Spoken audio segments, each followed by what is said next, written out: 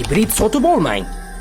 Agar bu raqamlarni tushunmasangiz, gibridda o't kuchi kilovatda o'lchanadi. BYD Chazordagi bu shkalaga qarang. Odatiy mashina dvigatel oborotini RPM da ko'rsatadi. Gibridda esa RPM ni emas, qancha elektr toki ishlatayotganimizni bilib turishimiz kerak. Kilovat elektr motorning onlayn vaqtdagi ishlatayotgan elektr quvvati yoki o't kuchi. U yerda -100 dan +300 gacha raqamlarni ko'rasiz. Gazni bossangiz shuncha bosuvga teng quvvat ishlatilishni boshlaydi. Gaz bosilmasa manfiyga o'zgaradi. Ya'ni elektromotor generatorga aylanib tokni batareyaga qaytarib beradi. Bu rekuperatsiya tizimi ishlashidan darak. Gibridda RPM dan ko'ra muhimi qancha quvvatni ishlatyapsiz va qancha tejab qolyapsiz. Shu yerda bitta life-hack. 30 kilovat atrofi sizga uzoq yo'lda bemalol tez yurishga yetadi. Gazni 70-80 da o'ynavermang. Shunda benzinni ekonom qilasiz. Bahonada mashina o'z batareyasini to'ldirib oladi. Endi siz aytingchi, qaysi biri zo'rroq? RPM ni kuzatib motorni tinglashmi yoki kilovatni his qilib energiya oqimini ko'rishmi?